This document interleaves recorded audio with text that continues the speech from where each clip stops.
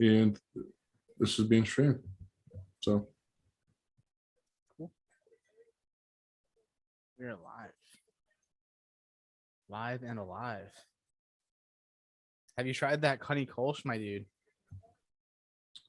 we are indeed live, but we are waiting for the show to start. So just anybody's listening, hey, we're up here. Just waiting for it to start.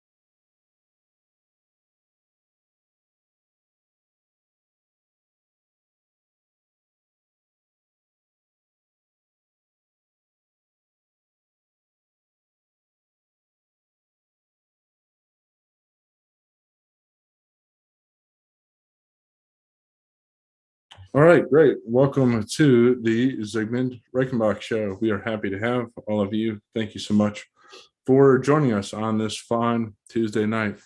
Obviously, it is indeed not Sunday as it says here on Facebook, but we are still going to keep it rolling. Thank you all for joining our topics for discussion tonight. Will largely center around our Substack. So go to zigmundreichenbach.com. And you'll be able to see all of the articles we have there on our Substack. Tonight, we're going to be talking about Europe and whether or not Europe did indeed win the war of ideas. I think as we see it now, many people believe that Europe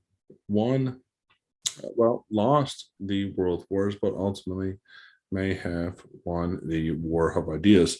We're going to discuss that tonight. We're also going to discuss the self-righteous politicians, including ones who want to profit off of gun violence. We're going to talk about the inhumanities departments. Instead of humanities departments in Europe, we are going to talk about how they've made kids more cruel. We're going to talk about the dim ages in the progressive era. And we're also going to talk about the great virtue of competence. And that will indeed be it. If you're new here, make sure to like and share. That would be great. And in the meantime, we will get our conversation started. Looks like we got Josh and Bill joining us tonight, and a number of other fine folks in the chat. So thank you so much. And indeed, my screen has a box. Well, around my face. Great. So, well, I guess we're dealing with a box on my face. So good to have you, Josh and Bill.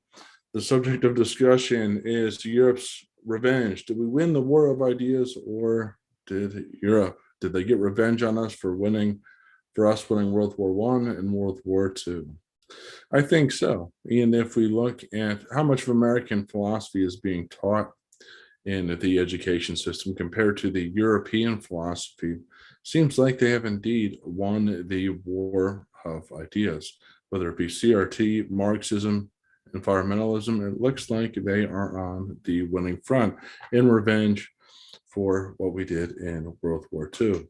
I'm interested in hearing your guys' thoughts and Josh's thoughts. Josh, did Europe win the the World War of Ideas, or do you believe that America is on the verge of an ideological renaissance? Well, I don't know about the idea like an ideological renaissance necessarily. But I do think that what I mean that's kind of to say that Europe, like I don't know if to say they would get any revenge on us. I think Europe is actually plagued by a lot of the bad ideas that come out of our university system. Because you'll notice a lot of these ideas, like a lot of the bad ideas in Europe, are coming from the US. They're not ideas that originated in Europe. I don't think you can trace things like CRT, I don't think you can trace that back to the Enlightenment, which that was a European idea. So I mean, at least that we can argue it came from Europe, is what I would say. Um, then in regard to um being winners or losers, like I would say after World War One, obvious most of the belligerent nations were losers, and World War Two, especially in Europe. Like, but I mean, they've essentially been. I mean, to say maybe ideologically and the ideas like certain like things like socialism, you can say in things in Western Europe, like Britain and London, like Southern England and Scotland, France. I would say in those areas, some Marxist slash like very Eastern ideas still exist in those countries, and they're very popular still in those countries. But then if you look at Europe's so diverse, and so it's hard to classify Europe as a country. They want to be a nation, so really very, very badly unified under German rule. But I don't think that'll happen necessarily, especially if countries start bailing out of the EU. Not, that aside, the places like Hungary, they're like Hungary, a lot of the Baltic states, these are bastions of anti-communist Western democracy. In the East, these are former Soviet bloc countries. Bulgaria, I think Bulgaria is a big one too, where these are like Slavic countries who are just very anti-communist because they know what it's like to live under communist rule. Places like France and Germany, very much. I think they still very much subscribe to a lot of these bad Western ideas that we imported from them. But then I think things like CRT originated with people like Kimberly Crenshaw. In the actually in the 90s, that's where that like CRT actually initially like originated from Crenshaw, and I think it was her master's work in Harvard or something. But regardless, I don't I think in the sense they've won because they've been on the American dole, and they've been a part of the greater American geopolitical alliance, the Western NATO alliances, for since the end of the Second World War. So I mean, in that sense, they're winners. But as far as ideological ideas, I think I see them as importing ideas and culture from us, not the other way around. Yeah, no, I think that's an interesting point, Josh. I guess as a matter of production here, we'll have to deal with the box. Don't worry But about it. yeah, so yeah, Let it in post. Let yeah, it in post. you're dealing with this box here.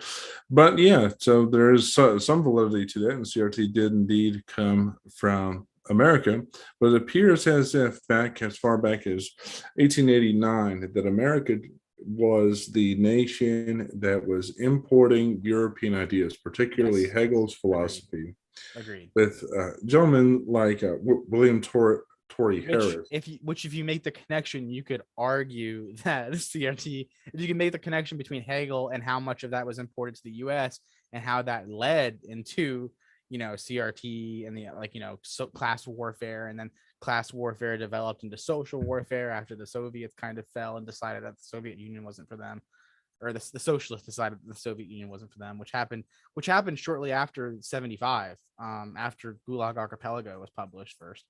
A lot of people in the West were like, we didn't realize we were supporting this kind of regime in Soviet Russia, which a lot of people can argue. You can argue whatever you want.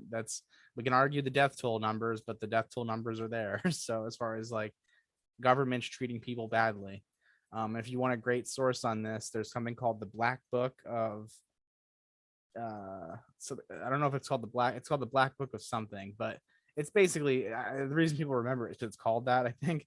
But it's Yeah. basically all the people who have been killed by governments over the course of the last, especially the 20th century, I think, specifically.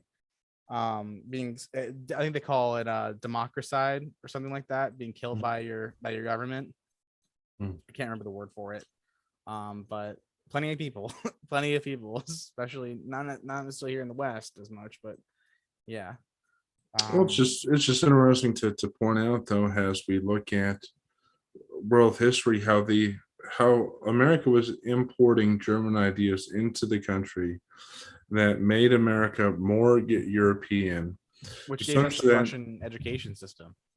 correct through people like the St. Louis Hegelians, which brought over all German schooling ideas, Mm-hmm. while also the great American philosopher John Dewey would further import European ideas into America. And the whole reason why this is important is because it's presumed that America has an obligation to follow European norms when in reality we've been importing so many of their ideas and they don't know anything about America or American philosophy or even American political philosophy. In fact, many Americans don't even know about American political philosophy. And so ultimately, at the end of the day, it's become such that because we've emulated European institutions, we already have a prejudice towards European ideals like socialism and communism. And that's been so baked into our system that we're not able to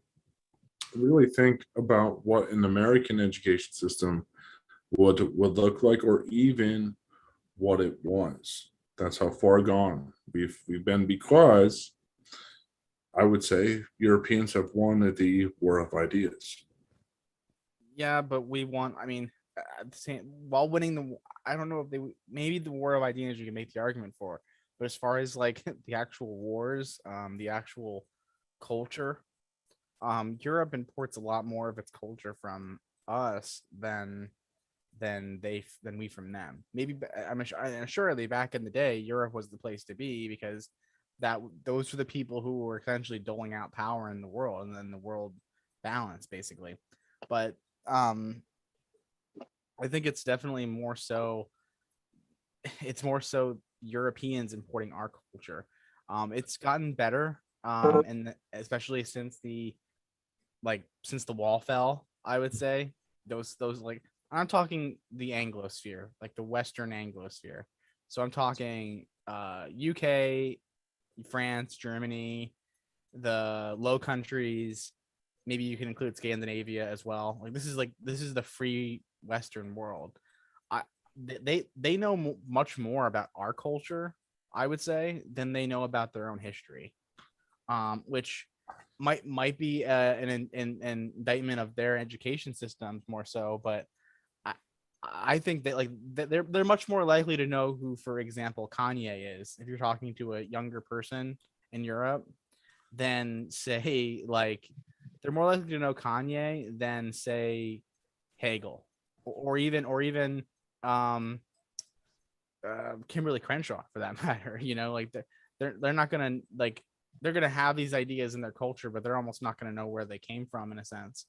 Um, and and then as far as historically the War of Ideas, I mean, you can say that they won that war, but I mean, at the end of the day, that those ideas led to essentially led us into World War I, World War II, and other wars down the line. So I don't know. I mean, if I was given the whole redo, um, if I was given a redo button where I could redo historical events, things like going into World War I and World War II would probably be things that I would avoid. Like if I had the rewind switch and I had all the power, but like I would try to stay out of those conflicts because while they grew our economy would have grown even more had we were selling weapons to both sides the entire time and said no, we're neutral. Like no one in America has. We have cultural ties to these places like Germany and France and UK, but there's no reason for us to go and like be essentially what a lot of people said back then, dying for Danzig. Like American people were saying, why would we go and die for some Polish port, like German/Polish port, like, yeah, it's a very valuable port, but city, but like, why do American lives have to be given for that? Sure. But I think I think the point I'm making, and it looks like my video is out here for a minute, but I think the point that I'm making though is that ideologically, even things like CRT trace back to Europe. So even though that's being done here in America, it's only a modification of European ideas, such that it appears in any scenario that these folks have the upper hand. And it's somewhat ironic because these people say that we have to follow democratic norms of governance and so on and so forth, but there seems to be an ideological imbalance between them not knowing anything about American culture or American history from a philosophical point of view. And that lack of knowledge, it appears, always causes Americans to have a asymmetrical point of view where we have to cave to European norms. And that's highlighted by the Biden administration's willingness, for example, to impose a global tax that I would argue is indeed socialist. We have a socialist global tax on the basis of a European philosophical consensus that has been formed without most Americans knowing about it. Most Americans, it seems like, instinctively know that something's wrong, but they really don't appear to know that what is wrong is the lack of knowledge of our country's founding philosophy in the Federalist. Would you say that that's apt, Josh, or do you think that there's another point to be made there? European view on US or just in general, like Americans' point of view? Well, both. Okay. Is it the case that Americans are more familiar with European philosophy, including, for the sake of this debate, CRT, or do you think it's likely that Europeans know a whole lot about American philosophy? Uh, I guess that's a good question. Like my thing would be that I I mean, I'm sure I would think that Europeans have kind of been given the same textbooks in a sense that we have over the past 60 years.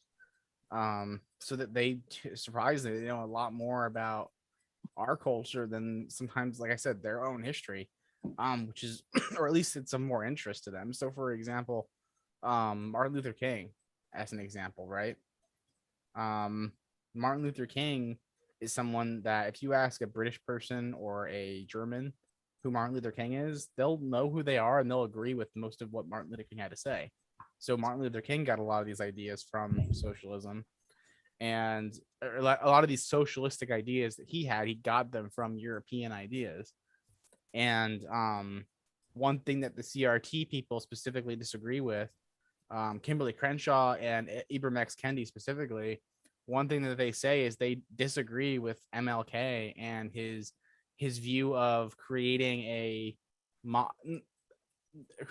black man who is that create basically lifting up the black man to be equal to the white man in a sense. They disagree, like the Crenshaw and a lot of the CRT advocates, they firmly disagree with what is called the civil rights movement. They essentially think that that doesn't go far enough in essentially asserting government power and essentially helping the destitute versus the have versus basically helping the have nots more versus helping like not helping the haves. So a lot of that, like, I think that if we're having a debate about it, it's really like what's like where's the connection between Marxism and CRT? Because I don't know if they specifically say that they're Marxist. I mean, Oh, sure. Black Lives Matter activists said that they're like, in the people who are high up in that they're explicitly Marxist.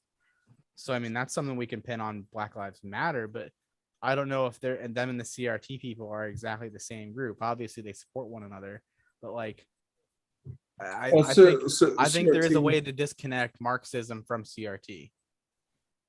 There may be, but CRT is an ideological variant of Marxism in that Marxism was the I would agree first there. It's a to, variant. and it was the first to legitimize various grievances based on or class distinction. So Rousseau generally said that the history of the downfall of civilization was caused by distinct artificial distinctions that come when people try to make money, to, to which somebody like Marx took that idea and incorporated it into the Hegelian philosophy that we are dealing with today.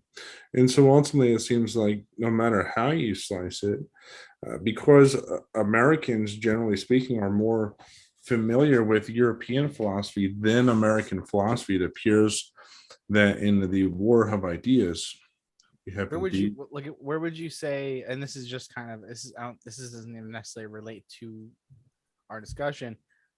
But when would you say American philosophy begins? Well, and it begins with the Federalists. Mm, okay, So, but I guess I would say that most Europeans would have heard of the Declaration of Independence, the Constitution, or the Bill of Rights even before they've heard about the Federalist. Um, correct.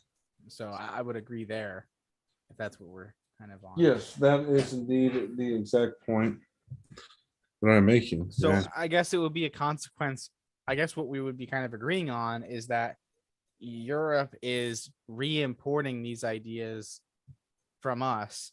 Essentially, the think of it as the United States we threw the Marxism and the CRT into a trash compactor, and they all got shredded up and combined together. And what shot out the rear is kind of what we have here, and that's kind of what was imported back to Europe in the form of CRT, in the form of, oh, we have multiculturalism is this amazing thing that only results in good things and good endings and for people, and it's just like that's multi-ethnic and multicultural are not the same thing. yes, yes, and so there has been a incestuous self-reabsorption of ideas from Europe to America, and then America back to Europe. Where Europe, We generally can agree speaking, there. isn't talking about pragmatism. It's not talking about what the founders actually believed, and even something like the Declaration, for example, is just a statement of principles. It's not in and of itself a philosophical document, but even then, the Declaration is a restatement of Lockean ideals, or it comes from John Locke, those central ideas, because everybody in American culture was so knowledgeable or so steeped in Lockean thought that those ideas, even to them, weren't that novel. But the ideas Oh, they expressed weren't. I would even argue that because of that, they weren't even that radical to them at the time. They right, wouldn't have seemed that radical at all. Like if you and I lived at that time, yeah, it may have been radical if you were among polite society, but I guarantee you, among like the lower rungs of society, and like the people who are actually doing the footwork of that revolution, I would argue, um, not did more, but like those ideas were probably more prevalent. So it's a difference in what we would call the board. It's a difference in what we would call the working class. Like there's a and I think that tradition is kind of carried on to this day. That's why socialism, while it's in the schools and while it's in all the administration, I think most of the parenthoods and most depending on where you're at, of course, I think most of the parentage is like, well, or at least waking up to the fact that this is all government propaganda, especially what's going on in public education. Because teachers, like, I mean, at the end of the day, like they can say they're teaching from a curriculum that the state mandated, but there's nothing stopping them from teaching what they wanted. Like even if there were laws in place to say like you can't teach X, Y, and Z thing, there's technically nothing stopping that teacher, or from yeah. saying, ask me about this after class, like that's not Well, on school time. Like there's just ways that state agents can be sneaky like that. yeah, well, all that is to say that I think Not to go parents will officers. eventually and even should be looking for a new philosophy of schooling or a new set of ideas in order to determine how they educate their children. Well, I think there's And going to be in the next 20, like I said this all the time when we were doing Freedom Forum, that like that's gonna be a reckoning, dude. And it's gonna be like this new style of schooling. Whatever it is, it's just not gonna be state schooling. And it's gonna be this revolutionary system that succeeds in regional places in the US, does really well. Parents love it. They get to have a say in like what the maybe they parents even get to have a say, right, and what their student is taught because the private schools lay it out in their curriculum very cleanly. They say this is how much you'll pay for tuition. It's not all hidden in taxes like all this stuff is today. That like here's what we teach your student. Here's the curriculum. Here's like what we pay per semester or per year, and like we're trying to bring that cost down, and by bringing more kids in we can bring that cost down even more next year. So that's the whole well, point. all that would point to a more American way of doing things, where it used to Oh be the yeah. case that parents had control, such that they never had to generally send their kids to state school to start with. But with all these ideas, and I actually went further back than what's actually in this piece. And the last piece that I just mentioned is more of a further amplification of the point that I'm making. But you had a sort of Europeans like Derrida who invaded the language departments or English departments and disparaged the use of language, more or less saying that the precise use of language isn't a sincere indicator of meaning. You had members of the Frankfurt School create conspiracies about capitalism in order to disparage its success. And you also have individuals like Sartre and many other existentialists who used a bunch of vague nonsense to disparage the alleged inauthenticity of capitalist societies. If you hear So, if you hear the name Sartre, Foucault, or one of the others you just mentioned, there you it's go. all Derrida. It's all French bullshit. It's all French socialistic bullshit.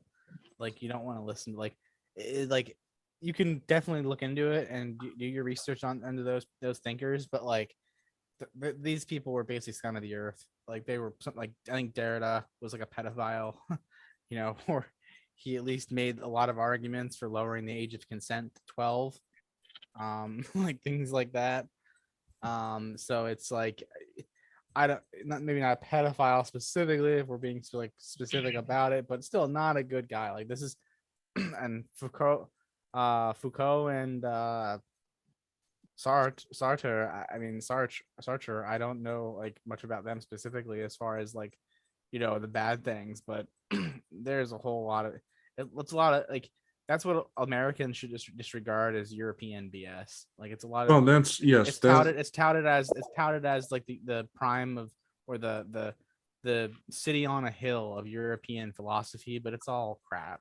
I don't even know how much of like say of that Antifa people would believe in, like, but no, the point being though is that Americans should evict the socialists hiding in these universities and cancel Europe's philosophical grip on America's thought leaders. And I think how that do we you have do the that without being tyrannical? Like you have to like you have to kind of offer well, I don't think it's tyranny to not go to university or to send your kids to oh managed departments that would definitely do it. It would or definitely. to take away the I think unmerited schools would federal start funding. teaching. I think a lot of colleges start like they would start like once that would happen, once their enrollment rates start to decline to this to a certain point, and people kind of adjust to this, like not just what they're teaching, but also like just not going to school and making decent livings for themselves and their families. People who are doing that are leading by example, like in a sense.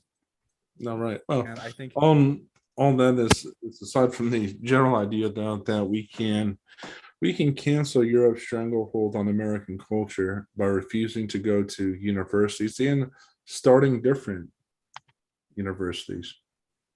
So all that can I easily. agree, and that being said, I love Europe. Like I've only been there, twice technically, but Like, I think it's an awesome place to go visit and like admire, like, essentially your heritage of where you came from. But at the other end of the coin, like right now, if you look at like the UK and Germany specifically, and France, I think France is even worse than these two. But they have a serious immigration issue.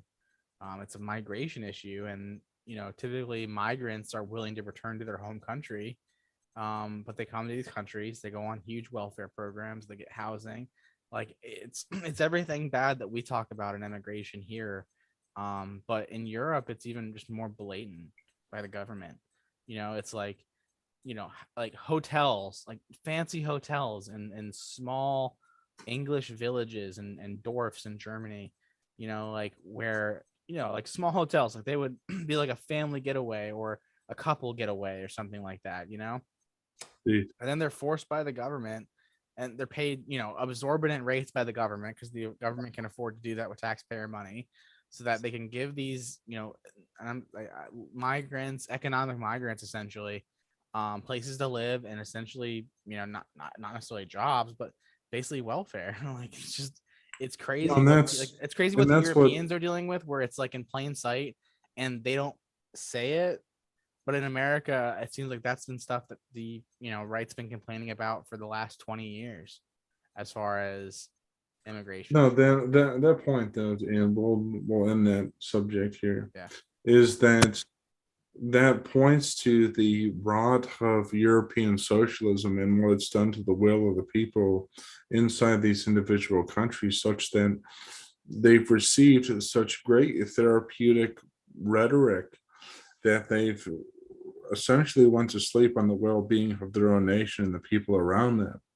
And that's why it's so important that as Americans, we kick out these European socialists who are hiding in our universities to brainwash our children and to then act like they're great people. But we will go to our next story. Also, if you'd like to follow along, you can go to zigmundreichenbach.com and catch up on all the stories for our discussion here tonight.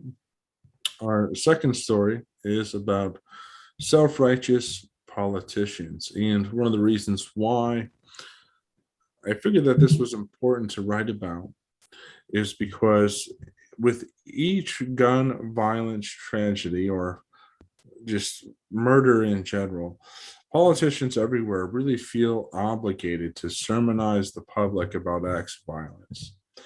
And with great ambition everywhere, politicians seek to advance their self obsessed agenda whenever murder is committed. My point in making those statements is that that's because of our godless age, where people who lack meaning are all too ready to confess their sins of ignorance and inaction to predatory politicians. We're so eager to convert that guilt into votes. And so Bill and I were talking about this earlier, about how this sort of strategy has been used, this godless atheistic strategy of inducing people with like guilt has been used to gain politicians' votes. In fact, right after this gun, I'm not even going to say gun, right after these acts of violence were committed in the university system, you had individuals like John Fetterman who were looking to fundraise off of what happened in Texas. And so, at this point, it really has to be either God or politicians. Are we going to confess our sins of privilege to people like Bernie Sanders and Barack Obama? Or can we, as people, just go back to church and go back to worshiping God? Bill made the excellent point that Donald Trump said, here we worship God and not the government. And my fear is that now we worship politicians and feel obliged to confess our sins anytime something bad happens in, well, predominantly public schools.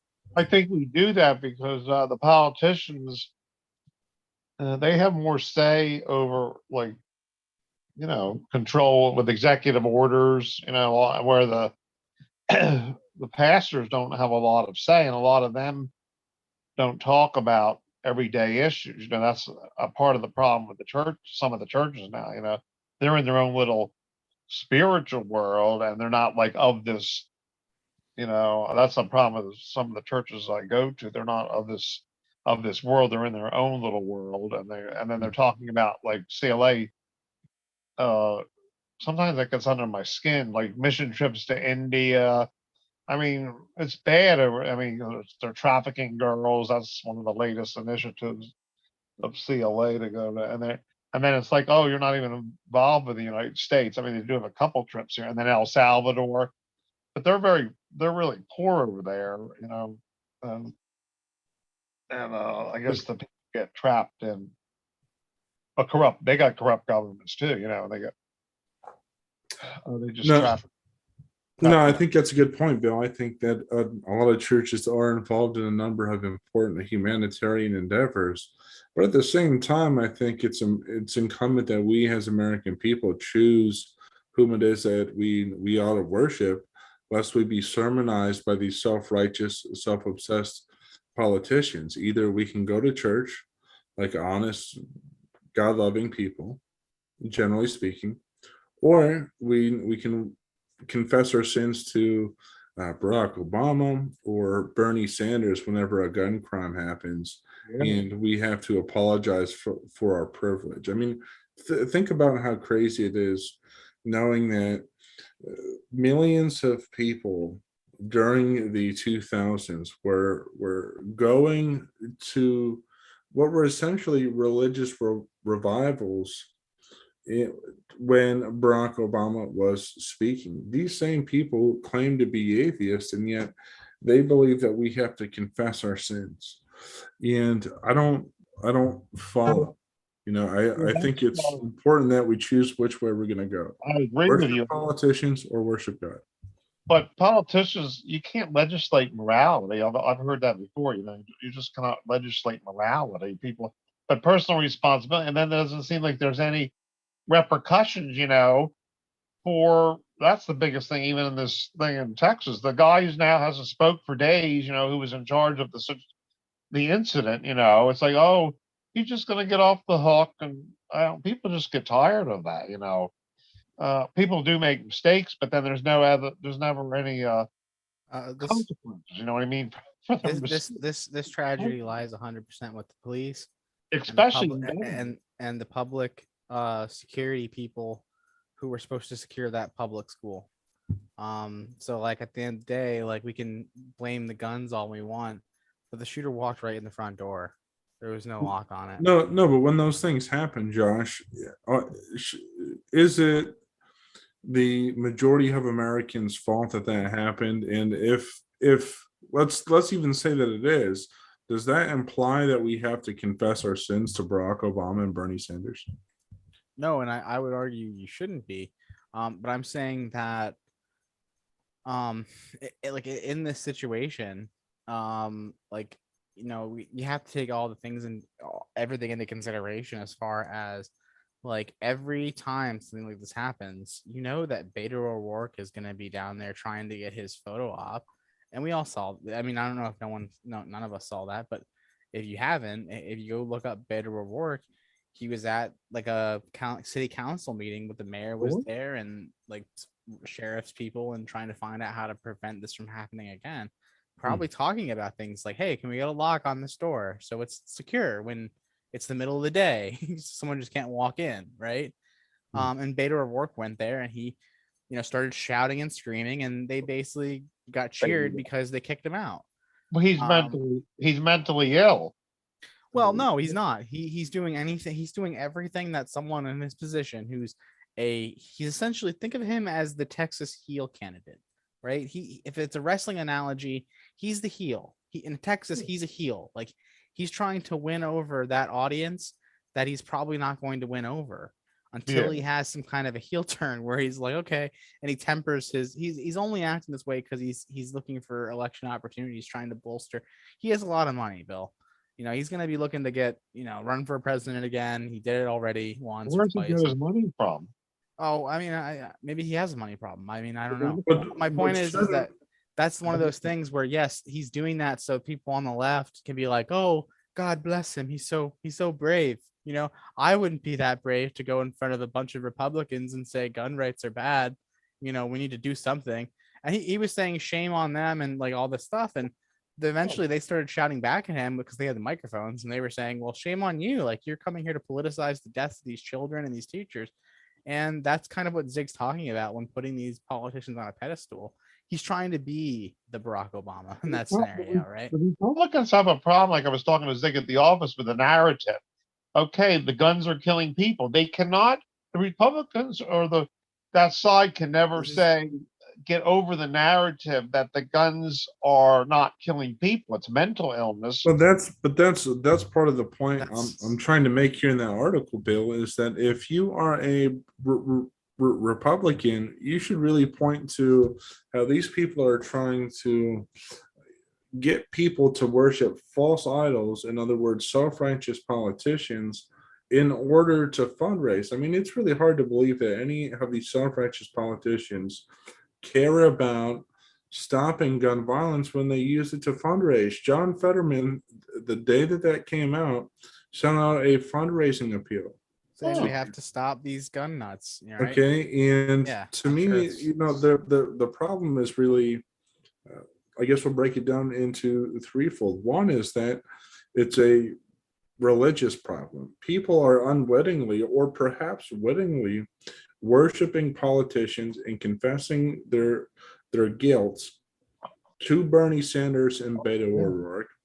It's also a misunderstanding of federalism, where just because something happens nationally, that doesn't mean that every other state has to surrender their rights because something happened. 100%. And I think And the thing then is, I don't think three- Beto O'Rourke himself has. Sorry, I don't think Beto O'Rourke himself has much chance of swaying Texas necessarily, but he definitely has he can definitely sway people in those other states. Go ahead. Well, he can also get people to give him money so he can be rich and make a documentary make about another how run. he's a great hero.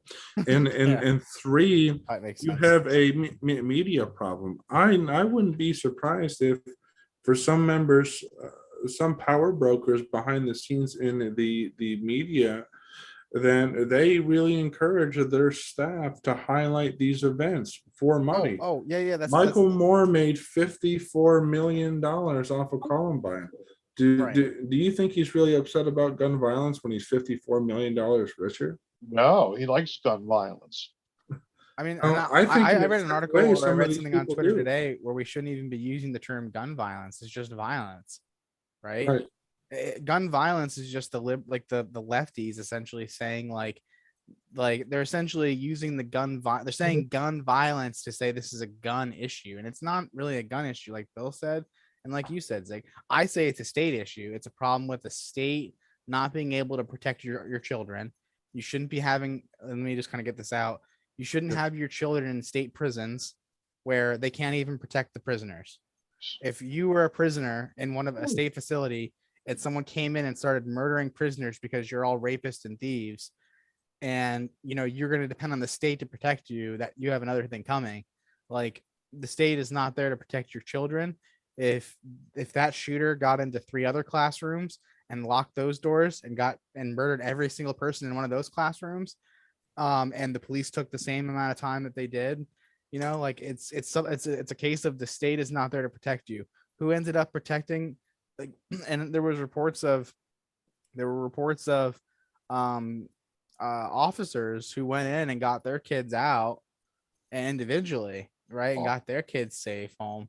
Like, and that's I was telling my. But then there's also a humility thing going on here, where either people have to acknowledge that we cannot live without religion, and if we think that we can, we're going to end up worshiping politicians. And Yeah, it wouldn't fair. be unfounded to say that that's happened. At one point in time, Roman senators created this idea of genius that was essentially like their spirit that they got the public to worship.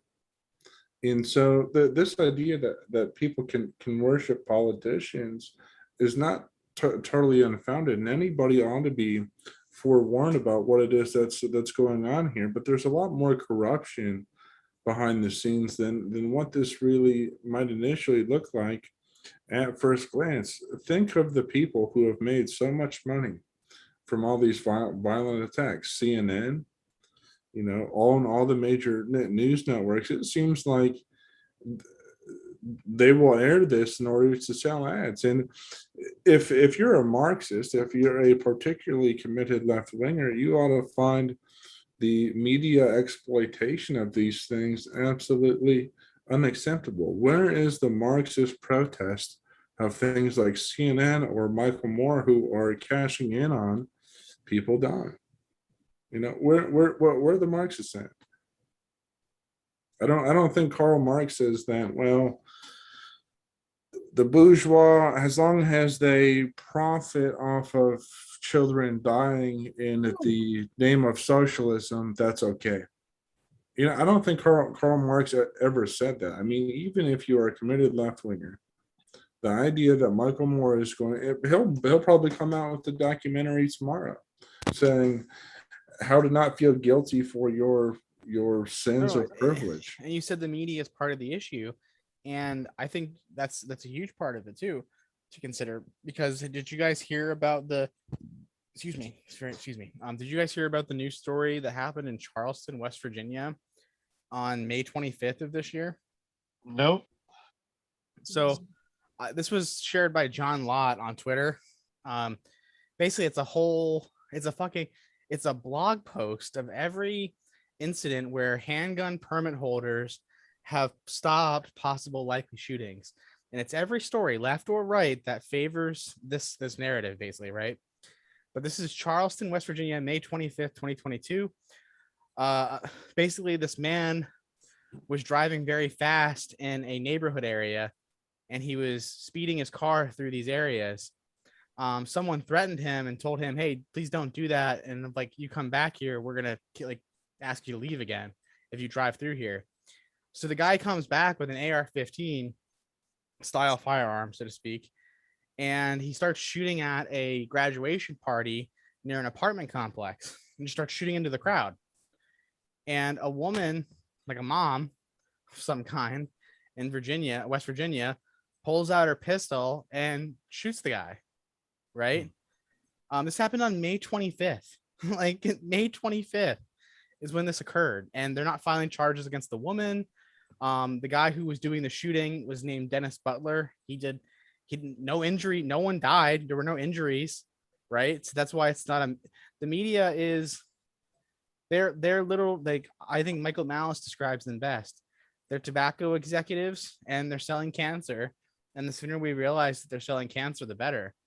Well, in this case, the cancer is making sure to take away your right to self-defense in the name of people who are dying that they're also profiting off of. Right. And like, it's just something where I get why. I get the malice and the narrative building and why that's important for them and why that's partially their moneymaker. But at the end of the day, it's really about making these schools harder targets. At the end of the day, you can cry all you want that if we want a real security guard got solution, shot.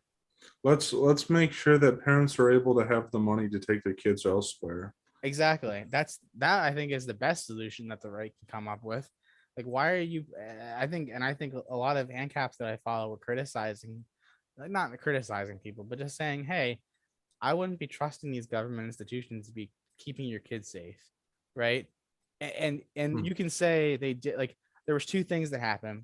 First off, there was a protocol thing that leaked for the police department, where it basically said your key goal is to stop the harm from being done, right? That's step one of their emergency response process, right? And they took 48 minutes to go in and stop the shooter because they were like 48 minutes or 50 minutes to go in and actually deal with the threat, right? And you can say that they followed their orders. They were trying to make sure they evacuate everybody else first before they did that, whatever it is, right? At the end of the day, that doesn't do anything for those 18 families, that lost people. You know what I'm saying? So like, I think, yeah, like it's like where you talked about. Well, I just don't know why they don't put two and two together and say that all the violence in public schools is the result of public schools. Because agree, if every parent had the money to make sure that their kids were able to be defended. I mean, you have some schools that are paying $18,000 per child. One would think that most parents would have the capability of using that money to not only get their kids a great education that they enjoy and excel at, but also to make sure that their kids are protected. You know, Oh, this, if Oh yeah. uh, this can happen anywhere. And people forget Nickel Mines, the Amish school shoot, the Amish school shooting. You know what I mean? They forget all about that because they were Amish, and they're not real people. But hey, there were a lot of people shot and killed there too. I forget how many no, now. but and I don't know how much It's less funding likely to happen that in the places school where in everybody's Texas armed. gets, but if Oh, $18,000 there, per student can't oh, protect their kid, then how there's much money? numbers on that, Zig. It's the county or the city of Uvalde, Texas. They have something like a $78,000 a year budget, Oh my word! like Well, a $78,000, like something crazy. Like it was something crazy, how and much is it per pupil? Per child? per pupil, that's less than 10,000 or 11,000, I think, per child. If they're only spending 80, like 79,000, $80,000 a year on safety, and I'm not saying they need to spend more. I'm saying that, like, there was people sharing things of like, there's plenty of like we talk all the time about the homeless veterans who like could possibly be doing something besides being homeless. I saw, and this may have just been a meme, but there it was that put these guys, especially if they've been in combat situations, put them in, give them a 4-hour shift, give them a part-time 4-hour shift at the school where they have a fucking rifle and they're ready to go. Like that I think a lot of times is deterrent enough No, to but ward off a lot of these in things. Texas, on average, they spend $10,000 per pupil. So if $10,000 per year cannot get your child a good education and also safety, maybe it's time to rethink the way that we're funding these things. I mean, That's I what would think that that's if I had that money on my Mhm. own, that we would be able to do a And lot that better. circles back to what we were saying earlier about like kind of the American spirit and the entrepreneurial spirit of Americans. And I think we're gonna be like kind of leading the charge as far as homeschooling. A lot of countries are gonna be like, what? Yeah, why am I leaving? Like European countries, I think even South American countries, they're gonna be like, why am I leaving my child in the hands of the state for 8 hours a day? They can do whatever they want. They're essentially the babysitter. You Well, it's know. also weird, and we'll move on from this Well, topic no, in a just in second. the sense that, like, I'm saying, I think we're going to lead the way in this regard. There's stuff like, if you want to look into things like as far as affordability, the Ron Paul homeschool curriculum, I heard, is a great tool if you're talking about homeschooling, things like that. Like, that's going to take the power away from these people, and therefore the funding and the money, which is only a good thing. Well, no, the question I have though is that if you were a parent and you had money, or you had the amount of money that's spent on your child, and you could decide how it would spend, how Yeah. it would be spent, why would anybody follow the public school model where taxpayers are forced to pay to have their kids be around other kids for so long? Like, Not only that, wouldn't you rather you're have your taxing other child? people who don't have kids. Right. Well, but wouldn't you rather have your child be around adults? Like, wouldn't it be better if kids spent more time with adults? Because kids, and I don't know how this has not been observed, but kids who are around each other for too long of a time will eventually be violent and or aggressive in some kind of way, particularly in public school. Why would you put kids Oh, around kids? yeah, I agree. It's something where public schools are oftentimes the only place where someone on average experiences violence in their entire lives, right? Because there's Public no school, free because, association. well, also because adults, like, kind of respect each other enough not to push each other to the point where you get down to physical violence, basically, right? Yep. And there's more of a like, I gotta see this guy tomorrow at my job. I can't punch him in the face because he's being a dickhead. I gotta resolve this like an adult. Like children don't have that same, they don't have those same blocks yet as far as socially. So, that's why public schools are, they're the number one place where you are likely to experience violence as a child. The number one place. whether it's from a teacher, whether it's from another student, whether it's from the bus driver. Like these are places of violence. They're state prisons, and I think the sooner you like conservative parents realize that, and we get these kids out of schools, I know for a fact if I have any children, I'm gonna do my. I don't know what the other side of the coin is gonna be, but I'm not sending them to public indoctrination camps where they're going to be indoctrinated for 12 years to hate me, and then they want to go to college for 4 years where they further indoctrinate me to hate me and hate what everything I stand for and everything I grew up kind of believing. So it's just something where I think people are kind of getting out of that, man. And I think the tide's turning in the positive direction in that regard, and in the same way regarding the gun rights as well. I think people are getting to a point where, well, there's no discussion to be had. You're not taking away my right to defend myself and my family just because some lunatic shot up a school. That's what it is. Like, and furthermore, what I would say, if you get into any debates with gun control people who are saying, well, we have to do something, that's always what they say. It's always going to be something. But I think what we should be doing is we should be saying, well, good luck stopping gun proliferation. End of discussion. And if they question you, you don't have to further you don't have to further entertain them or their ideas. Just say, hey, how are you going to stop 3D printing? Like, how do you plan stopping the 3D printing of I guns? think we do have to do something, and it means taking our kids out of these grounds, these battlegrounds for violence and substandard test performance. Right. Let's do something. Let's take action. Let's stop guns by getting rid of the environmental factors that make kids not accurate. Literally insane. Yeah, but you should try that in the city first before the suburbs, and it doesn't appear to be working in the city very well. Well, no, I'm saying that the folks in the city should have their opportunity to take their kids elsewhere, particularly in the city. Public school may be fine for suburbanites, but I know for a fact it doesn't work well for the people in the urban cores of our great nation, and therefore, to do something, yes, let's make sure that would be that. That's a great point. Like, that would be the great equalizer. The city are incompetent. That's the problem. No, middle. That's Ziggy's point, though. Middle class, and like high class people. They go to like good public schools generally. They're in areas where the public schools are pretty good. In a lot of cases, that's a huge like, I guess, inequality, you could say. And the fact that poor people or lower end middle class people can go to the private schooling and then get equal to or better education than what the public school in rich areas are getting, like, that's a huge improvement. That's basically like hedging your bet. It's demographics. Well, no, but the point being, though, we should indeed do something, and let's make sure to take our kids out of these. And another thing is, I know people who are in the Harrisburg City Schools, and they don't want them to get better. The administration does not. They want to hold these. Me and Ziggy talked to a lady here who worked in the Pittsburgh school area, and she was a special ed teacher, I believe, or some special ed aide or teacher. Paraprofessional.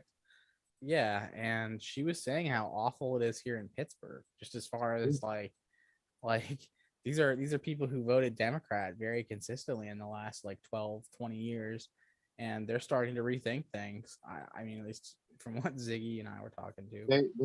They drive the good teacher. I know a good teacher taught in the Harrisburg City Schools of Math and Sciences, and they drive the the administration drives the good teachers right out of it. They can't take it any longer. It's not about the kids. That's the review you got to do with it. It's not about the kid. The teachers may be about the kids, but the administration not at all. It's a typical, like you said, government run thing. It's all about them advancing in their pension. You know what I mean? And it's incompetence, and there's no oversight. There's no. It's almost as bad. It's almost as bad as cops in the sense where, like, they're perfectly happy to kind of ride out their last few years and get to that sweet pension. And no, it's similar to cops, at least in that regard. But we're gonna shift gears here in a minute. I do agree with you gentlemen. There's a point, but you guys make fine points, and I think that if people are insisting that we do something, we can start by making sure that parents have more of their money back, so that way they can determine what will be the safest option for their children, and their vested interest in their children's life will ensure that they're able to seek out a place that seems to be more safe than what these schools are. We have a number of other stories to look at here. Go to zigmundreichenbach.com and you can follow along, catch up with all the great stories and articles that we've written on a number of interesting philosophical subjects. And the last one we are going to touch on is the virtue of competence. I think when we talk about the idea of competence, we really overlook it as a great virtue. But as I write in the piece at zigmundreichenbach.com, in capitalist society, the primary virtue is competence. And competence is a special virtue in capitalism because it reinforces the other virtues of capitalism that make life so great, like trust, reliability, and efficiency and society. And the value of these virtues are reflected by the abundant number of life-enhancing goods and services by those who possess them. So I say all that to say that we can really be virtuous by focusing on being competent, and that kind of ties into our school discussion where we mentioned that schools aren't training kids to be competent, and therefore they're not training kids to be virtuous. But just imagine a society where the first thing that we focus on, instead of imaginary or hard to define virtues like equality or freedom, if we at least first started with just a simple virtue of competence. What if we had a way to guarantee that every child could be competent? Wouldn't that be awesome?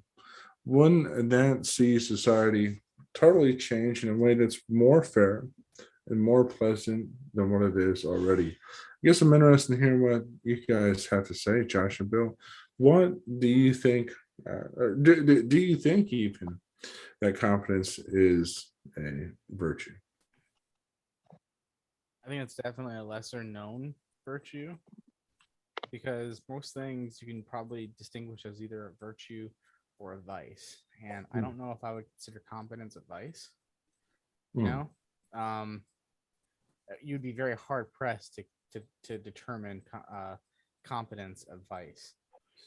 Well, let me ask this other question. Wouldn't people be more likely to regard other people as equal if more people insisted on being competent first?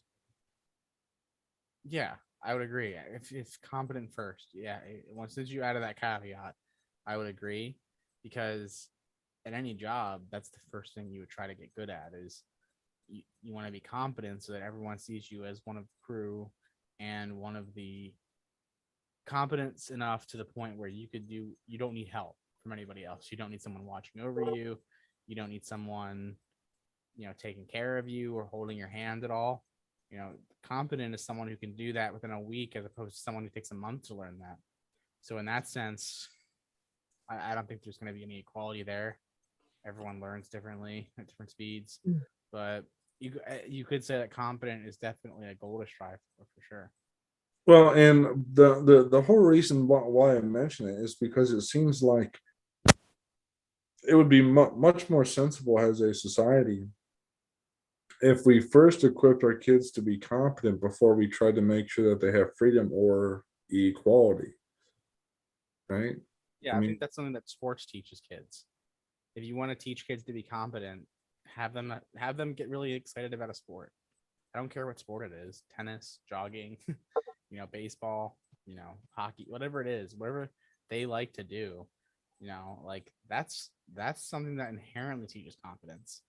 Because if you're not competent, you're a detriment, right? Right. Agree with that? Yeah, but like just imagine if these schools, instead of having all these mantras about equality and being happy and smiling and we're all special, if they just said be competent.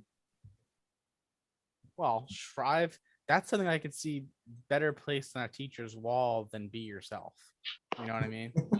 Is strive to be competent, not confident, competent.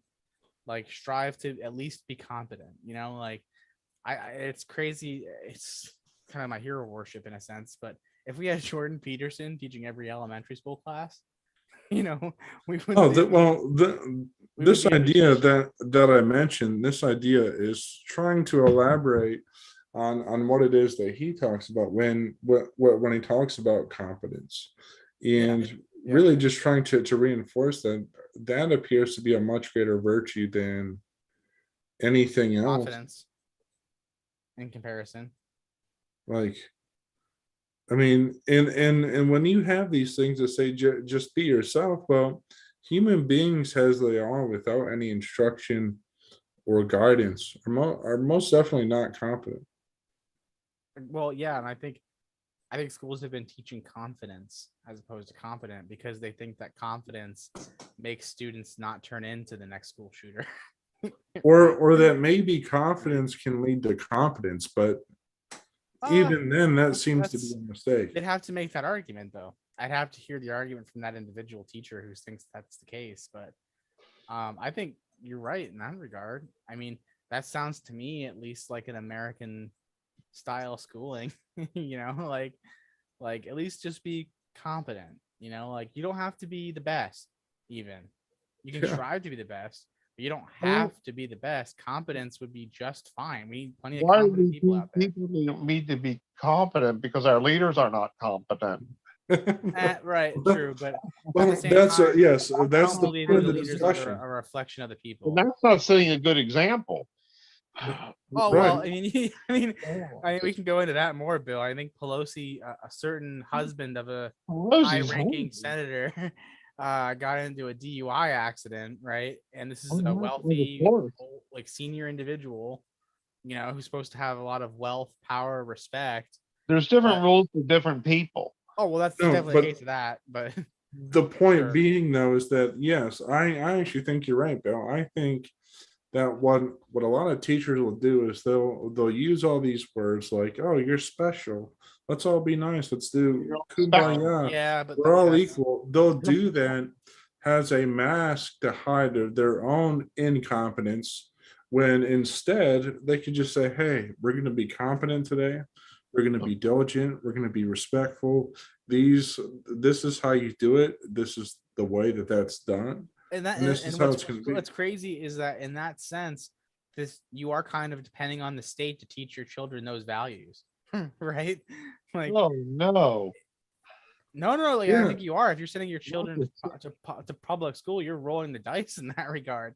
You know, are you gonna get a teacher that's gonna teach your children to be Yeah. virtuous, Well, but see, independent, and competent? Probably a that's what the society crazy thing is, Josh, is people are sending their kids to public schools where if you look at most of these people's teaching statements or a Yeah. summary of their personal professional philosophy, it mentions nothing about being competent. None of those Or I philosophies guarantee you, say, it might even mention something about advancing their own political beliefs. You know, yeah, right. So, but all that highlights, or passing those political beliefs on to the next generation. Because right. as Michael Malice says, even socialists regard your children as their children. And that's how I think a lot of teachers feel. That's why a lot of teachers use the vernacular of these are my children and I'm here to protect them and teach them and guide them into the next year. You Yeah, know, like but they say everything other than I am here to make sure that your child is competent. I don't think state schools were ever designed. Well, maybe at one point they were designed like when they first started, they had that intention, but I don't think today they ever had like. I don't think competence is even mentioned. Like, because like if you're talking, even if competence wasn't mentioned, what would you consider competence? A C, a B? And how can You you know, be like confident when one day you can be a male, the next day you can be a female? What's that really? No, I'm being real. That just throws the whole well, non-binary thing. That's what they're concentrating on because I heard that today about the it's Secretary of Education. Yes, if you're yeah. having an identity crisis in the middle of trying to teach a classroom what 2 plus 2 is, then yes, that would certainly be I mean, difficult. how can you So be Well, that confident? but even those teachers that were highlighted in the media and like silly the right wing media kind of crucified, they were using terms like my children, right? My children. I think yeah, like they said like they think that your children are their children. They a lot Because of times they don't have because children of their that's own. They don't have children of their own, and this is like some kind of weird psychological replacement theory where they actually do see like their children, like your children that are in their classroom, they do see them as yours. I think this kind of this is the newest, like since I would say since the 2000s onward. This wasn't happening in the 90s as much, and No. maybe, well, actually maybe the 2010s and onward, like that generation of teachers really has that idea of these are my children, and if I don't imprint something of myself onto these children by the time they leave my class at the end of the year, I failed as a teacher. Whether that imprint is political, so it's kind of getting that child to see my point of view on something, like that's kind of what they see it as. I think like they're teaching the next generation of, and kind of they're kind of giving the next generation the the initial shock essentially, and kind of getting them like prepped for what they like what they'll pick up later on down the line in these public No, schools. but wouldn't it just be awesome I think though it's if good. the schools just said, "Hey, we are going to make sure that kids are competent." But like that's part of the reason why a lot of teachers go into this profession too. These are They people want to too. have some level of power over the next generation, knowing that their own like personal belief is that they don't want to have children for whatever reason. That it'll hurt the planet. It's not good for the environment. Whatever their reason for not wanting kids is, I Plan? guarantee you a lot of them don't want children, and they see children that they teach as their children. Yeah, there are a lot of teachers that don't have children. Yeah, I do agree with And so John. sometimes it's not like of their own, accord that they don't Yeah, have but I children, think but something sometimes like a lot of times it competence, is. like teaching children to be competent, should bring one a It should be the sense parents' of job. joy, knowing that then they are not going to. Isn't it stealing some of that joy from the parents of teaching their children to be competent in the world? Well, sure, but just as a general virtue, like if we Oh insist yeah, yeah. on having public school, or just a societal outlook, like let's say anybody thinks that they should be fighting for freedom or equality. It's like, okay, I can understand why some people maybe think those are good goals, but wouldn't it be better if we first just started with making sure that people are competent, like they Yeah, can that's be why on I time. think parents are best at teaching kids to be No, competent. sure, but I'm saying just imagine a world where the Oh primary yeah, I'm virtue, imagining. Oh yeah, That's cultural virtue, is I'm competence. imagining. And like that's you can Disney go World. into a store and you can go to the cashier and they can operate the buttons and Well, they that's don't. that's actually like one thing that I think is admirable about some cultures in Europe. Some like are seen as like just by these are stereotypes, obviously, that I'm talking about. But for example, some Mediterranean cultures are seen to be lazy. They have like family dinners out past midnight, shit like that. And then people like the Germans are considered very like it's a cultural stereotype that a German's competent and punctual and like very like businesslike about what he does every day. And Well, that's an aspect of the Prussian schooling system that we did not totally partially take up. But Oh yeah, yeah. No, but like that's the thing. Like if you would think if you were going to import one thing from that system, you would like say like let's be competent. Like because even back then when they imported that system, they wanted competent factory workers. They yeah, wanted to make competent factory workers and managers out of the middle and lower classes. Maybe you need conscientious. How about conscientious? That's good. I think that's you can almost use conscientious as What's a the- replacement for competent because what's most vir- you would say what's most people who are virtuous mean? conscientious are competent. What does Go ahead, Bill. virtuous mean? Sorry. What's virtuous mean?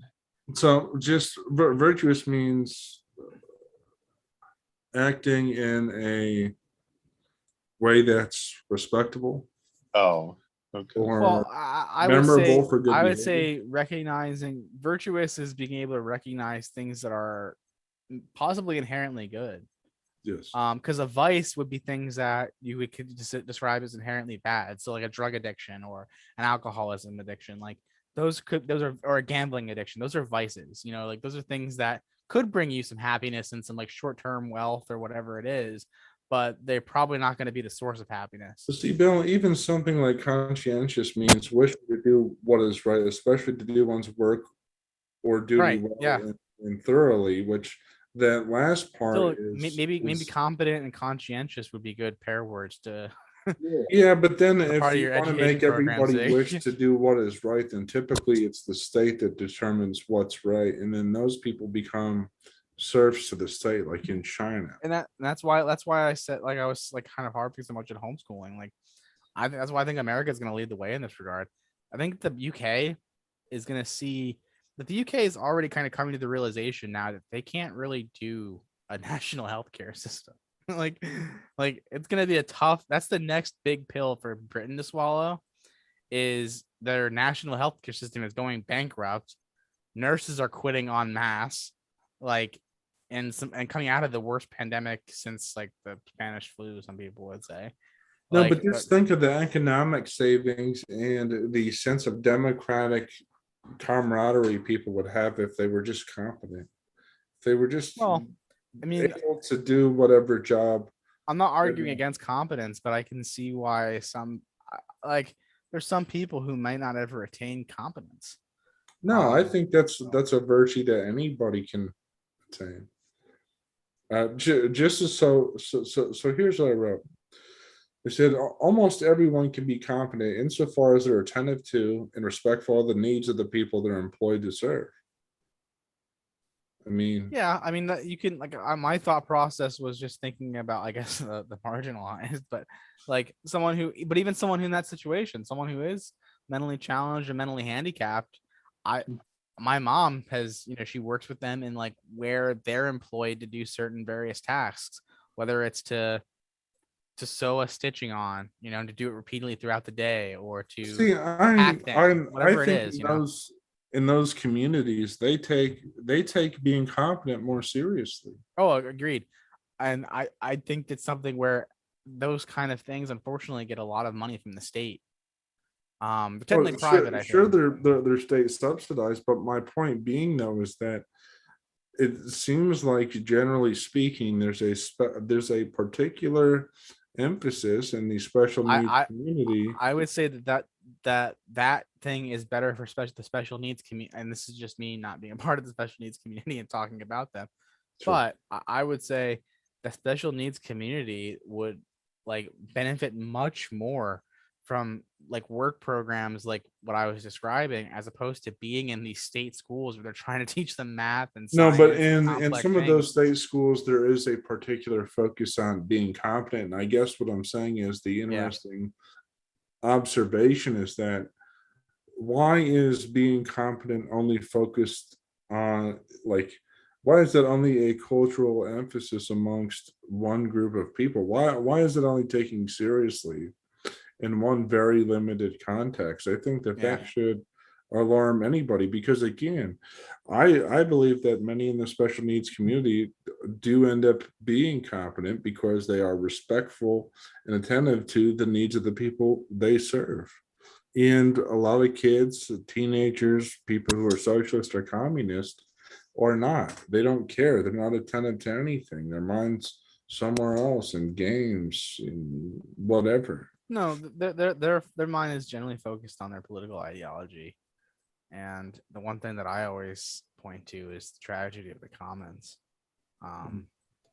Just because like I think that's almost sadder than people not being fed in like times of war or something, like But I also think in those times, Josh, of great national achievement of when we were able to build roads and highways and buildings all with great quickness and ease, people had a particular sense of pride in the competence of their labor that doesn't exist in any meaningful way now. Just well, fundamentally. I think you could work people more back then. There weren't um like at least back in that time period, I think you could work people more and there was more of a pride in whatever work you did. Yeah, Um and that I don't stems know. I from a think people still respect for have pride. competence. I think people still have pride in what they do as a rule in the US. Like maybe they don't enjoy it, but they at least take pride in I it. don't see academics saying, you know what, the big thing that we need in academia is to instill in kids a sense of confidence, or Oh, you're right, teachers, and that's or what we've been harping think on as tank far as state schools. people, But politicians, DC, suburbanites. I don't think anybody's saying we need to reinstill people's faith in their ability to be competent. But I think that if we did, we would have a much more active population that was able to achieve not only more for the nation, but more for themselves, just on the basis of insisting on being I would, yeah, competent. no, I agree. And I would say individuals doing better is better for the nation. Like, especially if you have families just not spending to the brim just on food or fuel or whatever it is. Like, but So Biden's on it, guys. Biden we is can on the case, and the buck stops with Biden. Who's on the case? President Joseph R. Biden. Joe the Schmo. No, my brother, my brother's been walking around the house saying, because I think Biden said that recently. He said the buck stops with me, and Jimmy's been walking around the house saying that for the last like week and a half. no, but That's all that's to say, if more people had a greater emphasis on being competent, we wouldn't have to rely on almost 80-year-old politicians to expect to do things for us. Well, that's really indeed all we have for the show tonight. We do want to thank those who tuned in despite the ongoing technical difficulty with the mysterious rectangle that hovers over my face. I think it's face tracking. I think it's face Yeah, tracking. you're being man. tracked by I don't know the how to. I don't know where the first place to start, but It's brain it's definitely tracking, Josh. it's definitely face tracking of some kind. But I don't know. Brain wouldn't even know where to tracking start. by the NSA. Yeah. Determine whether Yeah, or I'd be not careful, doggy. my You thoughts can hack into anything I hear. are under proper control. Yeah, no. And at one point in time, you had the Postal Service conducting spy operations on people's social media. You had. I'm not going to go into the whole thing about We're spying. we're because like I think we have to worry about like this is like a communist state. Like you can say we're not definitely not as bad as China, but we're inching closer towards that, man. Like ever closer.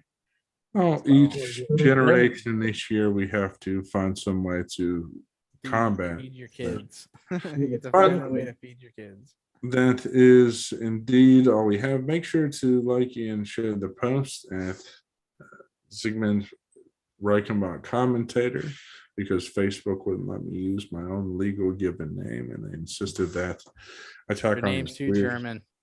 Facebook sees that name and it's like too German. Way too German. And make sure to go to ZigmundReichenbach.com, including you, Bill. If you haven't checked out the articles, ZigmundReichenbach.com. Typically have something out every morning at 9 a.m. that you can join in the conversation to restore American values and virtues and to kick out these communists and socialists that have invaded our socialist, universities. So, yeah. Hey. And if you are a communist, make sure to Like and subscribe.